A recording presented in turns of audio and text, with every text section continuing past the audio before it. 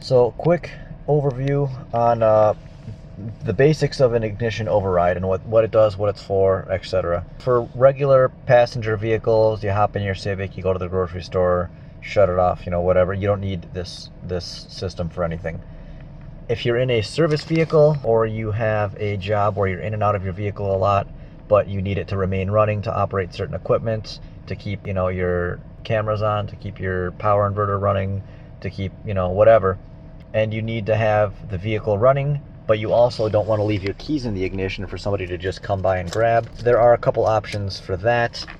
Some people have like a remote start system where they take the key out and then they can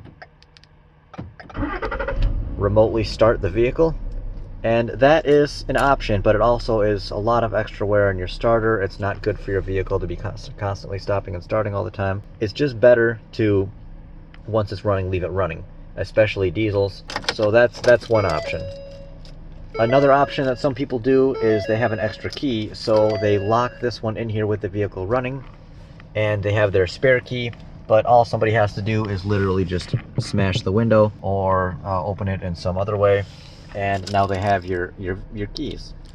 They more than likely also have your house keys, and through your insurance information in the glove box, they have your home address, and all sorts of other trouble could come of that. So that's not necessarily a smart idea either. But what an ignition override allows you to do is it allows you to remove your key while keeping the vehicle running, and then you can lock your doors or do whatever you want, really. When the key is turned, it connects to an electrical switch on the back, which connects a circuit and powers basically the rest of your car.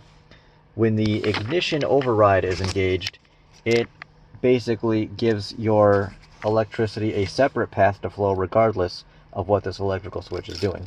So, we'll start the vehicle. We can see it's running. We'll come down here and push the switch that I've installed for it. And now, since there's a separate path to flow for the electricity, and not necessarily through this ignition switch, I can now remove this key and the vehicle will stay running. And I can put it back in and continue along my merry way and do whatever I want when I'm done. So what happens if somebody tries to come in here and steal the vehicle while my key is out and the system is engaged? Well, the way that this system shuts off is a signal through the brake pedal, through the brake switch.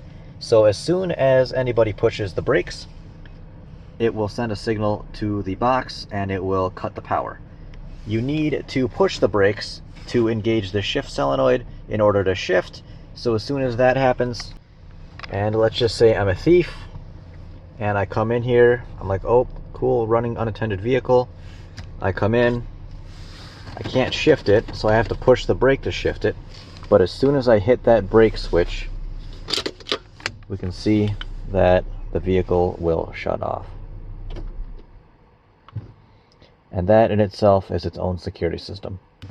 Even if I come down here and push this again, I still can't shift because I have to push the brake, but as soon as I push it, everything shuts off. So let's start the vehicle again. We'll engage the system.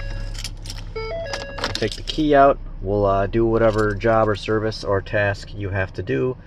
Once you're done with that, you can put your key back in, reconnecting the electrical circuit that is part of the factory ignition switch, regardless of what the box is doing.